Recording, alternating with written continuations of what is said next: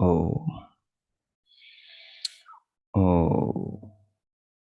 वैदिकी अमृत ध्यान साधना प्रभात सत्संग में आप सभी साधक साधिकाओं का, उपासक उपासिकाओं का हार्दिक स्वागत है। आइए पूर्व की भांति आज के ब्रह्म मुहूर्त में, आज की ब्रह्म वेला में भी हम उन महान प्रभु पार ब्रह्म परमेश्वर सच्चिदानंद स्वरूप भगवान के गुणों का गान करते हुए, उनके दिव्य महान स्वरूप का चिंतन करते हुए, भगवान की कृपाओं को, जीवन को, शरीर को, शरीर के भीतर की शक्तियों को अनुभव करते हुए,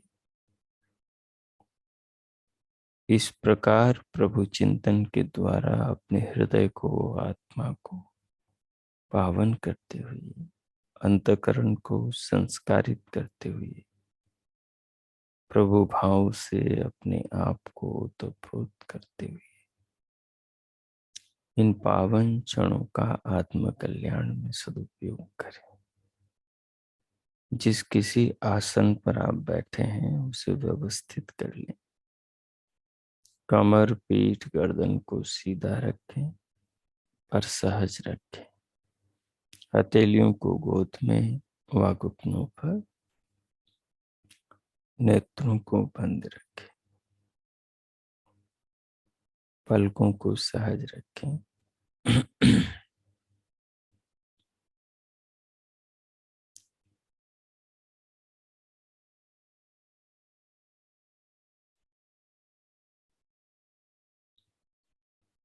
बाहर से भीतर आने वाली श्वास को धीरे धीरे भीतर लें दोनों नथुनों से। मन को दोनों नथुनों के अंदर फैला दें, अंदर की त्वचा पर, और फिर बाहर से भीतर आती श्वास को अनुभव करें, जहां तक अनुभव कर सकें।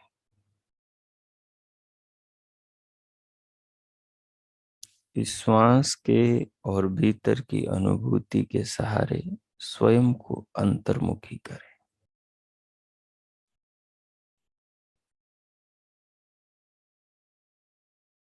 जैसे ही आपका ध्यान भीतर जाएगा, श्वास की अनुभूति की ओर जाएगा, और वहां से फिर दोनों कानों के आकाश की ओर मन को ले जाएंगे तो दिव्य नाद सुनाई देगा। वहां से भ्रिकुटी में ले जाएंगे तो दिव्य प्रकाश दिखाई देगा। और फिर श्वास को भीतर भर के रोक लेंगे। रोक के फिर परमात्मा के नाम का मानसिक जप करेंगे। एक बार जप करेंगे और उस जप से प्रभावित मन को, स्वयं को, पूरे शरीर को अनुभव करेंगे। कुछ सोचना नहीं है, अभी केवल अनुभव करना है। दिव्य नाद का अनुभव, दिव्य प्रकाश का अनुभव, प्रभु नाम के मानस जप का अनुभव। 5 मिनट तक यही करें। इस ध्यान प्रयोग के संस्कार अपने चित्त पर डालें। ये करते हुए ये सब मैं आत्मा कर रहा हूं, ऐसा अनुभव करें, चिंतन न करें। जब आप ओम के मानसिक जप को, प्रभु नाम के जप को अनुभव करेंगे तो उस अनुभव को शरीर में कौन कर रहा है? मैं ही तो कर रहा हूं। अनुभव करने वाला, जप करने वाला ही तो कर रहा है, कोई और तो नहीं कर रहा। ये अनुभूति बनी रहे। दिव्यनाथ को कौन सुन रहा है? मैं ही तो सुन रहा हूं। दिव्य प्रकाश को कौन देख रहा है? शरीर के भीतर भ्रिकुटी में मैं ही तो देख रहा हूं। इसे अनुभव करना है। आती जाती श्वास को और रुके हुए प्राणों को कौन अनुभव कर रहा है देह में? मैं ही तो कर रहा हूं। यह अनुभव करने वाला ही आत्मा है, यही आत्मा है। सो इसे अनुभव कीजिए। अब 5 मिनट तक मैं मौन होता हूं, उसके बाद फिर अगले 5 मिनट तक चिंतन करेंगे। ओम कीजिए।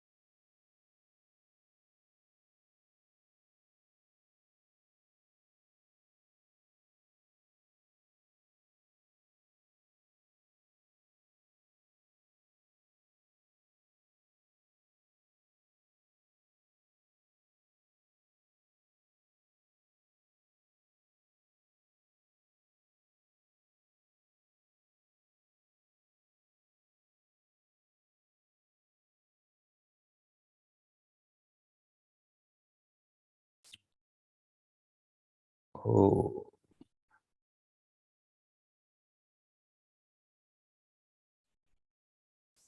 ओ।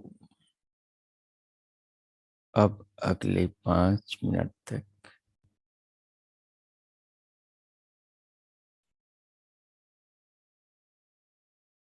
प्रभु के स्वरूप का,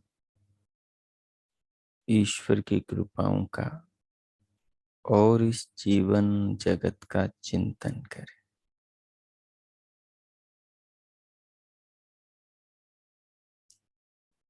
संसार में तीन ही पदार्थ हैं।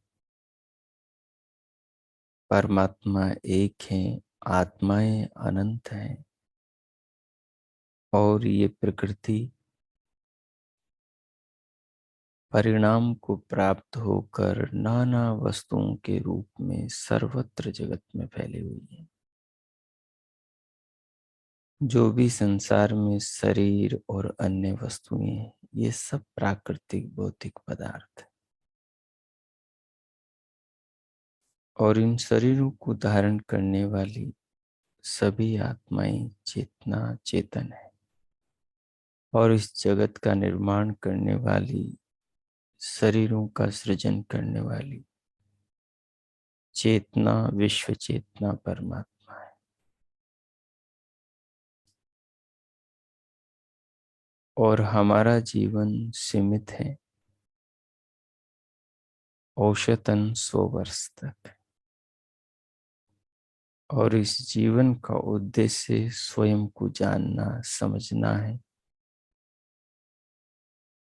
जन्म मरण के बंधन से छूटना है।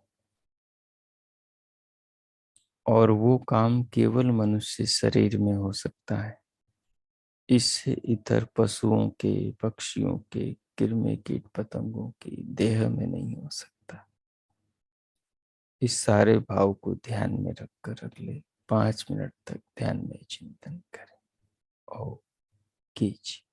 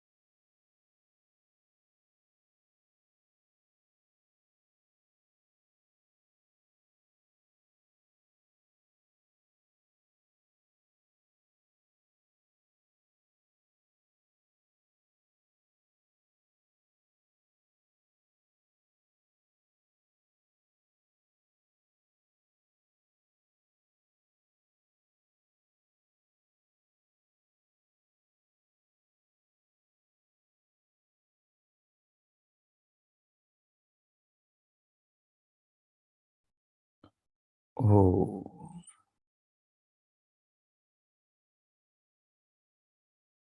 हो। इस प्रकार प्रभु नाम का मानस जप करते हुए भगवान के स्वरूप का, उनके उपकारों का,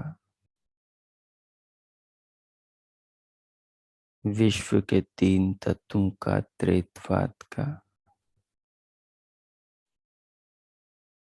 और अपनी आत्मा को, स्वयं को, देह को प्रभु नाम को जपते हुए और चिंतन करते हुए, आत्मा को अनुभव करते हुए, इन सभी अनुभवों को आत्मसात करते हुए अब स्वयं को भीतर से बाहर स्क्रीन पर लेकर आए। जो भाव चिंतन करके, जप करके, ध्यान करके बनाया है, उसको बनाए रखें और भीतर से बाहर स्क्रीन पर आए। पीछे हम श्वेताश्वतर उपनिषद का 5वें अध्याय का निरंतर चिंतन करते हुए चले आ रहे हैं। विगत दिवस हमने जीवन की सार्थकता पर विचार किया। कुछ इतिहास के, अतीत के उदाहरण अपने सामने रखे और उन झरोकों से, उन पैमानों पर अपने आप को भी घस कर देखा कि हम कहाँ पर खड़े हुए हैं, हमारी अंतर स्थिति क्या है, हमारा मुख किस दिशा में हो रहा है, हमारा मन किन चीजों में भागा जा रहा है। आपने अपना अपना अवलोकन किया, अपना अपना मूल्यांकन किया और अपनी स्थिति को जांचते हुए अपने जीवन में प्रगति के लिए कुछ व्रत लिए होंगे, संकल्प किए होंगे। आज का श्लोक बड़ा ही अद्भुत है, प्राचीन इतिहास का संकेत। श्लोक इस प्रकार से हैं, तद्वेद गुह्योपनिषत्सु गूढ़म् तद्ब्रह्मा वेदते ब्रह्म योनिम् ये पूर्व देवा ऋषयश्च तद्विदुः ते तन्मया अमृता वै बभूव। तद्वेद गुह्योपनिषत्सु गूढ़म् तद्ब्रह्मा वेदते ब्रह्म योनिम् ये पूर्व देवो ऋषयश्च तद्विदुः ते तन्मया अमृता वै बभूवुः। देखिए शब्दार्थ, तत्एव वही देव, वही ईश्वर, वह ईश्वर ही वेद गुह्य, वेदों के रहस्यों में गुप्त है, छिपा हुआ है, उनमें निहित है। तदेव वह ईश्वर ही वेद गुह्य, वेदों के रहस्यों में गुप्त है। वेद ज्ञान को कहते हैं और वो ज्ञान पद पदार्थ के अंदर निहित है, जो वेद में है। तो कहते हैं उस वेद में, उस वेद ज्ञान में परमात्मा गुप्त रूप से विद्यमान है। उपनिषत्सु गूढ़म्, और उपनिषदों में प्रतिपादित है। अथवा वेदों और उपनिषदों के रहस्य उस ईश्वर में ही सुरक्षित है, उस ईश्वर के ज्ञान में सुरक्षित है। क्योंकि मूल उपदेशक, प्रथम गुरु, गुरुओं का गुरु तो परमात्मा ही है। सारा ज्ञान तो उसी में ही स्थान पाता है। तो कह रहे हैं वह ईश्वर ही वेदों और उपनिषदों में निहित है और इस सारे ज्ञान का धारण करने वाला है, सारे ज्ञान को अपने में समेटे हुए है।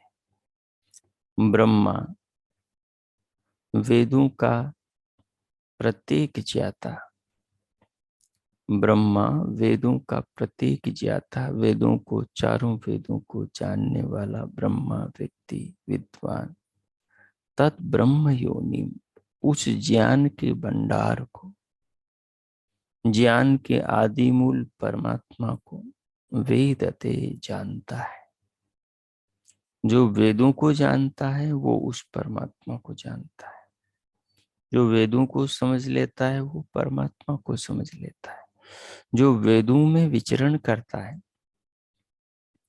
ऋचाओं में विचरण करता है, जो ऋचाओं में अपनी आत्मा को रमण कराता है, वो परमात्मा में ही अपनी आत्मा को रमण कराता है। ये पूर्व देवा, जो प्राचीन विद्वान थे,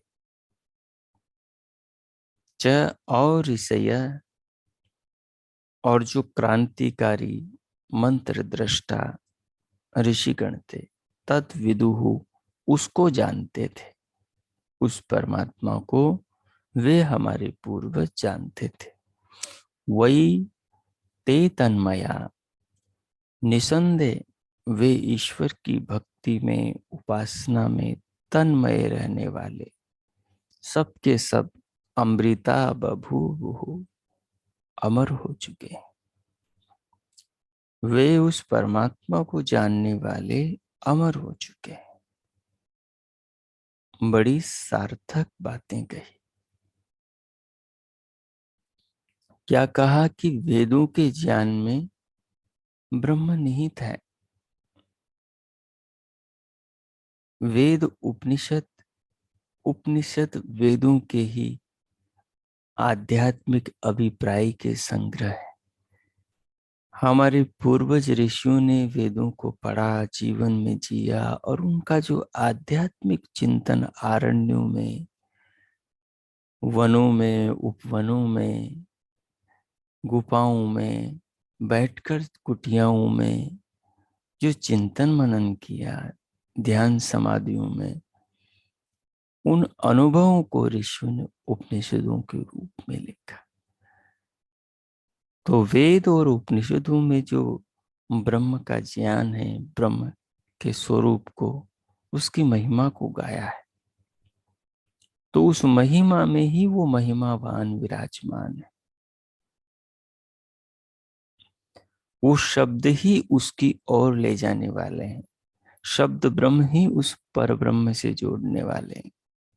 कहते हैं इस तत्व को हमारे पूर्वज ऋषि मुनियों ने जाना। उस ज्ञान के भंडार आदि मूल परमात्मा को वे लोग जानते थे, क्योंकि उस विधाता के ज्ञान में उन्होंने नित्य रमण किया, नित्य चिंतन मनन किया, तदनुसार जीवन को जिया। उन्होंने परमात्मा के ज्ञान की उन ऋचाओं के ऋत को, अमृत को नित्य पान किया। वो उस सत्य के साक्षात दृष्टा रहे, उसके ज्ञाता अनुभव करता रहे। इसलिए वो उस वेद में, वेद ज्ञान में, परमात्मा उपासना में तन्मय होने के कारण अमृता बभूवुः, वो अमर हो चुके।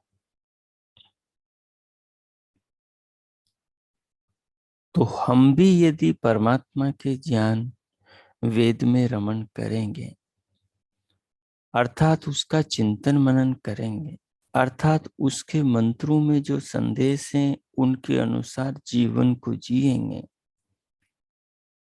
तो हम भी अमृता बभूव भविष्य में अमरता को प्राप्त होंगे।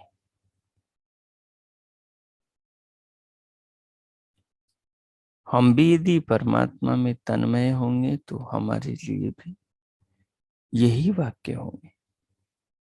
इसलिए हमें अपनी पूरी निष्ठा अपने पूर्वजों के प्रति और परम पूर्वज परमात्मा उस आदि गुरु के प्रति, उस परम पिता परम माता के प्रति पूर्ण रूप से रखनी चाहिए।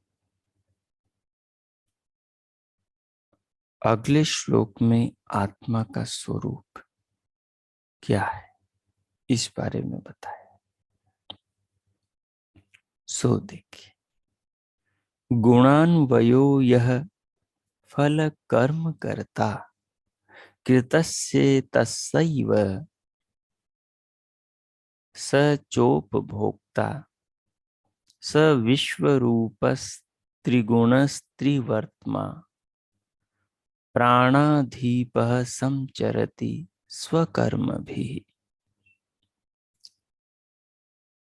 गुणान्वयो यह फल कर्म करता कृतस्य तस्य एव स च उपभोक्ता स विश्वरूप त्रिगुणस्त्रिवर्त्मा प्राणाधीपः संचरति स्वकर्मभिः। कह रहे हैं यह जो गुणान्वय विषय वासना वाला है, प्रकृति के तीनों गुणों से बनी संसार की नाना वस्तुओं में इच्छाएं अभिलाषाएं रखने वाला जीवात्मा है। ये फल कर्म करता किसी विशेष फल को प्राप्त करने के लिए कर्म करने वाला है।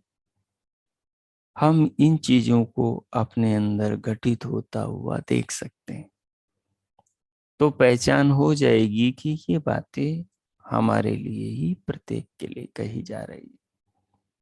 सच एव, और वही तस्य, अपने उस कृतस्य कृत कर्म का उपभोक्ता, किए कर्मों के फलों को भोगने वाला है। सत्रिगुण, वह जो फल है,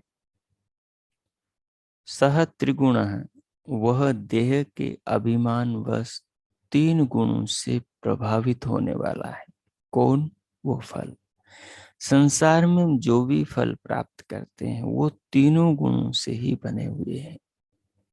हमारा शरीर, ये भी तीनों गुणों से बनने वाली जो सृष्टि है, पंचभूत आदि, और इनसे ही हमारी देह बनती। तमाम प्रकार की खाने पीने की चीजें सात्विक राजसिक तामसिक होती, सब में सब गुण होते हैं।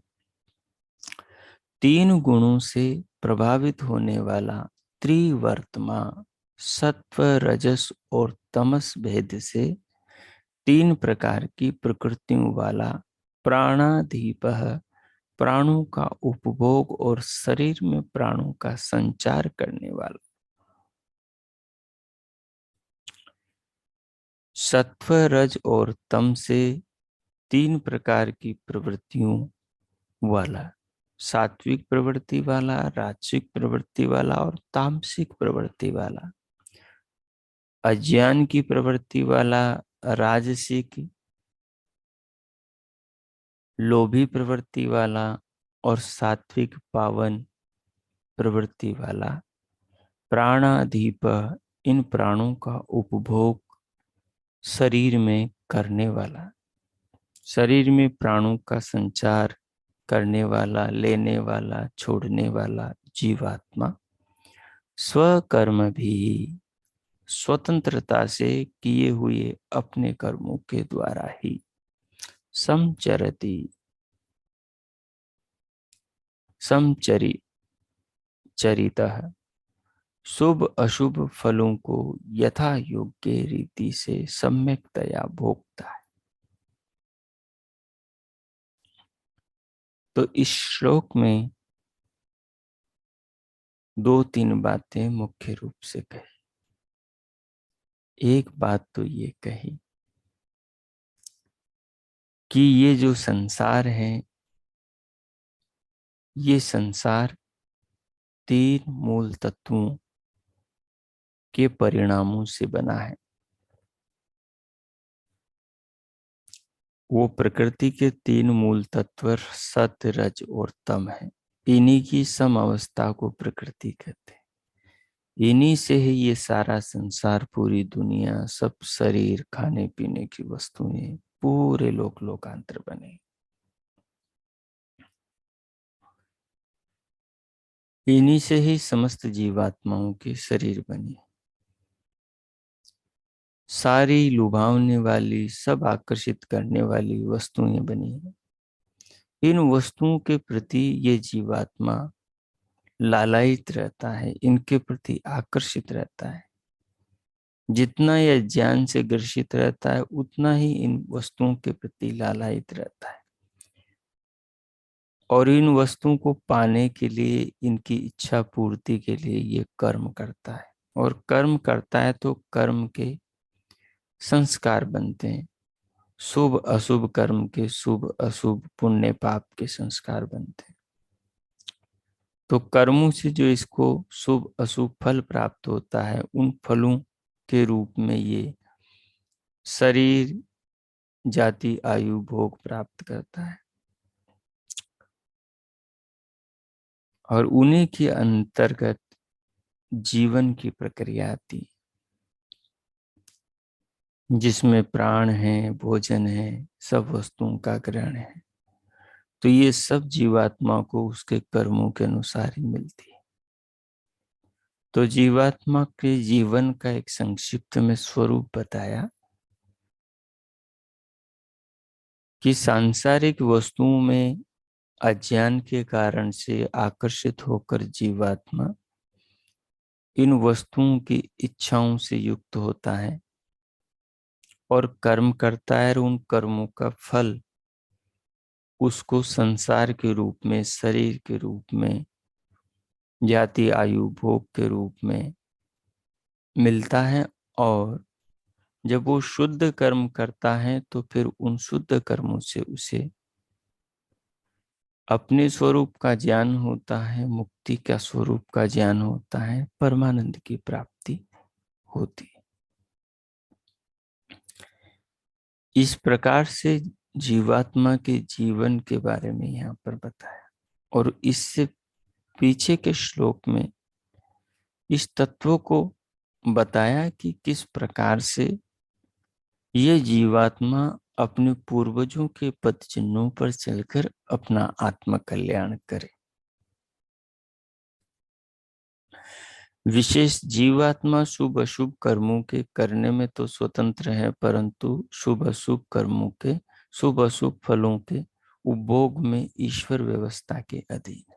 तो अब ये दोनों श्लोकों पर स्वयं को केंद्रित करके अगले 5-7 मिनट तक ध्यान में चिंतन करेंगे आप। अब मैं मौन हो जाता हूँ।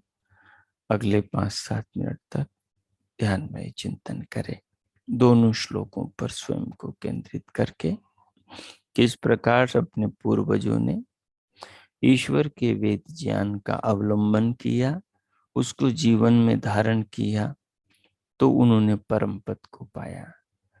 और वर्तमान स्थिति में हमारी क्या दशा है कि सांसारिक विषयों की जो इच्छाएं हैं, उनसे प्रबल हम आकर्षित होकर कर्म कर रहे हैं। इन कर्मों का फल जाति, आयु, भोग के रूप में मिलता है और वो जन्म मरण के बंधन में हमें बांधता है।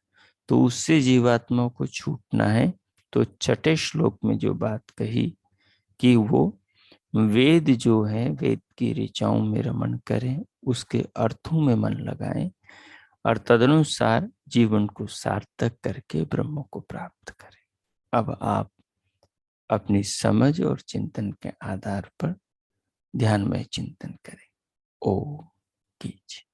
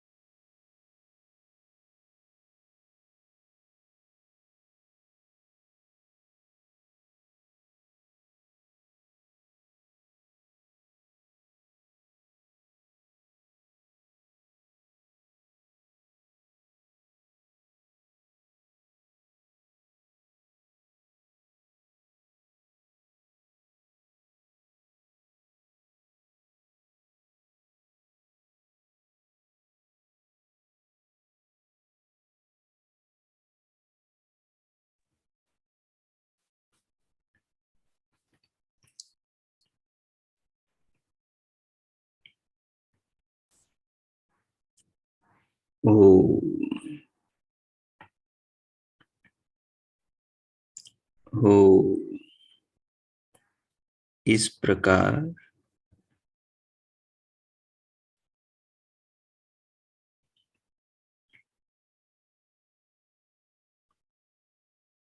जीवन के कल्याण के स्वरूप का चिंतन करते हुए कि जीवात्मा किन चीजों से जुड़कर किस प्रकार से उलझा हुआ है, वो दिन रात जिन वृत्तियों के, चित्त की वृत्तियों के संपर्क में रहता है, उन्हीं में डूबा, उन्हीं में उलझा रहता है। और वो चित्त की वृत्तियां 5 ज्ञानेंद्रियों के द्वारा गृहीत विषयों से संबंधित होती है, तो उन्हीं के अनुसार उसके शुभ अशुभ संस्कार, कर्म, कर्माशय भी बनता है। और उसी से बधा हुआ जीव नाना योनियों में जन्म मरण को, दुख सुख को प्राप्त भी होता है।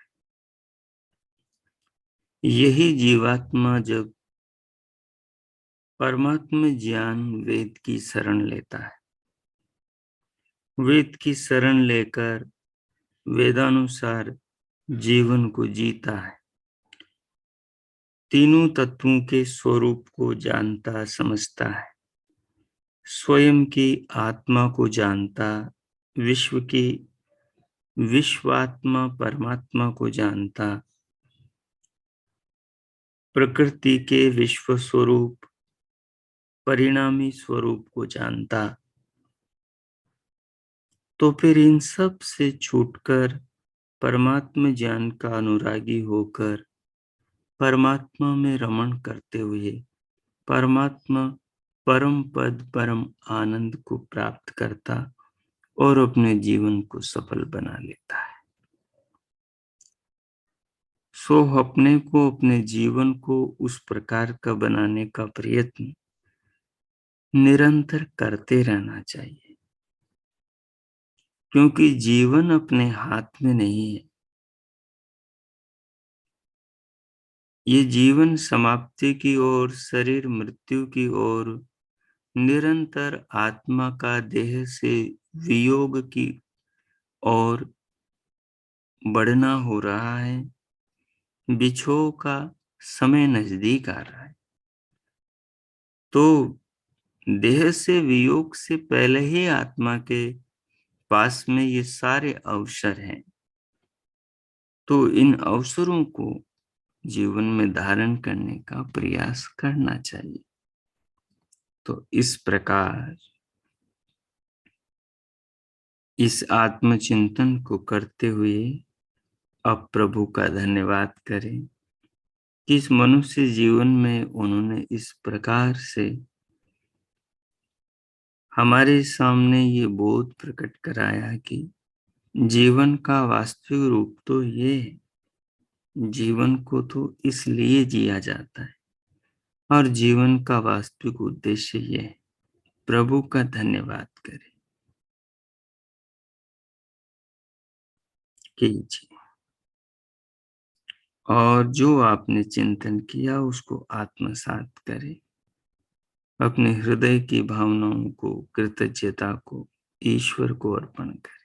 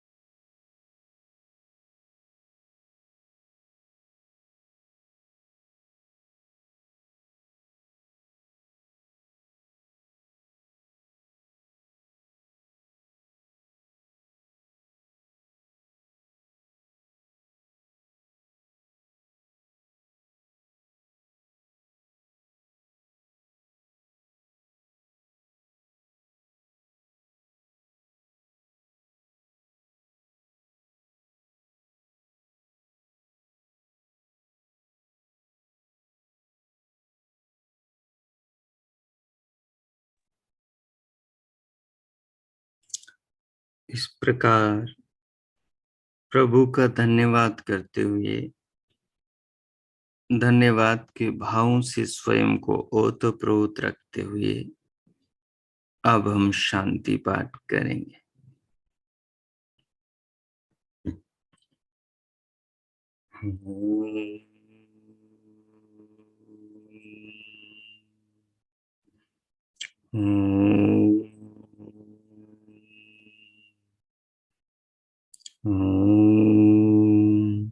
शांति शांति शांति। ओम। आज का आप सबका दिन शुभ हो, मंगलमय हो। प्रभु से सबके लिए बहुत बहुत मंगल कामनाएं, बहुत बहुत शुभकामनाएं। इति ओम।